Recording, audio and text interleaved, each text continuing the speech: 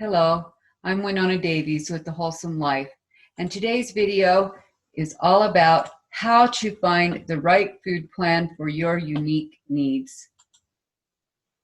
What is the right way for me to eat? Is there one correct diet? If you're like me, you may have asked yourself this many times over the years of trying to find the right diet to lose and maintain a healthy weight. There are thousands of experts who want to tell you what to eat, how to eat, when to eat. Everything from the paleo diet, Dr. Atkins diet, intermittent fasting, many others.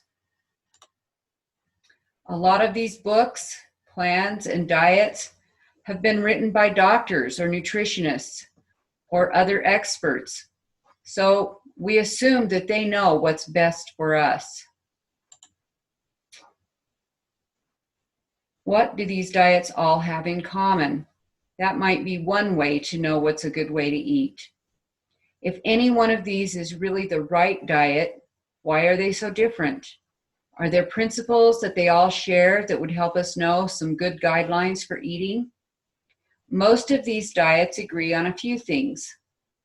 First, highly processed foods should be eliminated from our eating.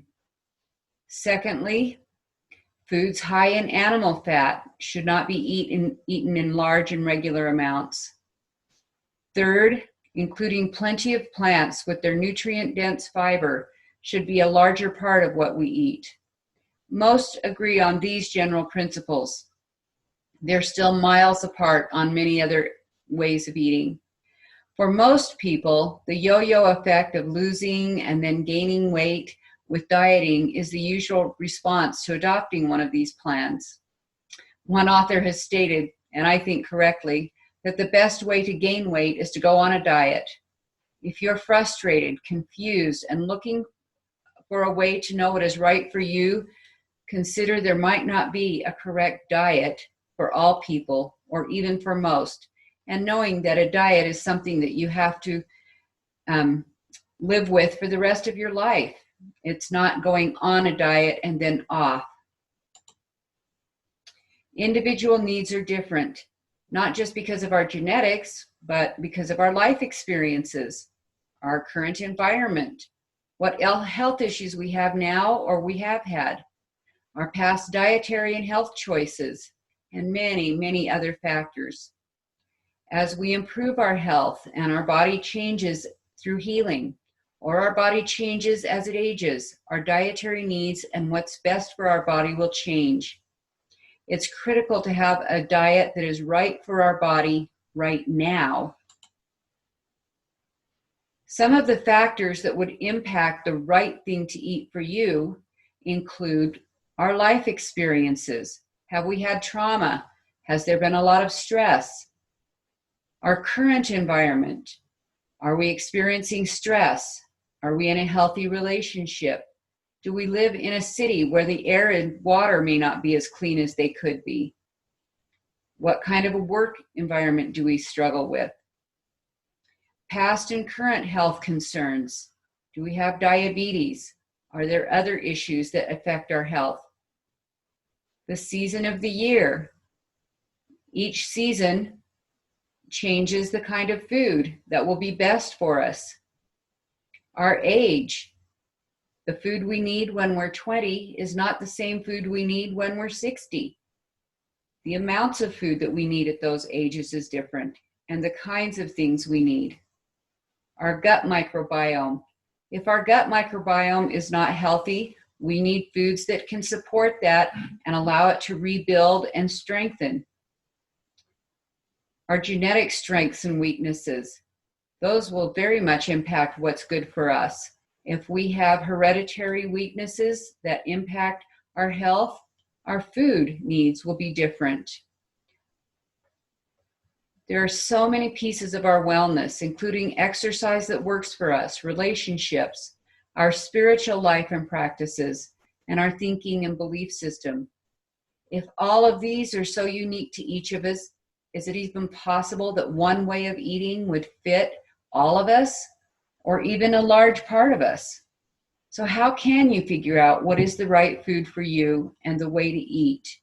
Let me talk about each one of these concerns. Some ways to decide your best food plan include self-muscle testing, what's in season, my family's needs, and our food culture, finding fresh, chemical-free food, and whole food in a wide variety. You've already learned the skill of using self-muscle testing to identify your blocks, your support needs, and other things. Now you can use the same amazing tool to figure out how to eat. Using the Temple Quality Foods chart, which is really just a simple list of commonly eaten foods, you can ask your own body whether each of the foods on the list, and you can add any other foods you like to this list, are Temple quality, best Temple quality, okay to eat a little, or toxic to your wellness. When you use the tool of self-muscle testing, you are eating just what is Temple quality for you and no diets. It's best to retest the foods on your list at least once a season, since the fresh and available foods will change with the seasons. Some people need to test more often. You will be the one that will know the answer to that, how often you should test food. Sometimes we think just because we can buy food in the produce section and it's organic, it must be good. However, with the global shipping and markets we enjoy now, it's possible to eat watermelon in December. That is no indication that something is seasonal or good for us. Eating in season helps our body get what it needs to meet the environment's conditions. Some resources to find out what's in season include the links that we have put here. The Spruce Eats has a local ingredient guide where you can look for your state. Another resource is the Seasonal Food Guide. You can also judge by what's available in your local farmer's market. Those foods will be in season. And what's in your garden, which is usually the best place to eat from. Your family's needs and food culture are also going to impact what's good for you to eat. How do I incorporate what's Temple quality foods into my family when we all might have different needs is a very real concern. If you have a small family with only one or two family members, having individualized food needs is not a big problem. But if you have children at home, or there are more than one or two people eating with you, eating only what you need can be a challenge. It's important to have as broad a spectrum of foods as possible on your list, and maybe in many situations, sticking to Temple quality foods and avoiding only the toxic foods for you and other family members. Everyone in the family will benefit from eating a whole food, fresh diet with plenty of fresh vegetables, fruits, nuts and seeds, and whole grains. You can learn to prepare these foods in ways that are like some of your family's old favorites. There are many online food blogs with recipes, and you can ask me specific questions when we meet. Why organic food? Some people think it isn't important whether food is organic or not. You may have seen articles online that claim there is no difference between organic and non-organic produce. In some cases, that might be true, but for many surprising foods, it matters a great deal. Our gut microbiota is a critical part of our wellness, and far too many of the herbicides and pesticides found in many common foods are designed specifically to kill microbiota. For produce, one good resource is the Environmental Working Group's Dirty Dozen list. This list shows what fresh vegetables and fruit items are the most heavily contaminated by pesticides and herbicides, so that you can focus on buying only organic items of these foods. They also share the Clean 15 list, or produce that is generally okay to buy conventional. There are other foods that are not produce and not in the produce section that are also contaminated, and the list of these foods is increasing often. For example, wheat and many kinds of beans are now being sprayed with Roundup at harvest time to hasten the dry out time so they are easier to harvest.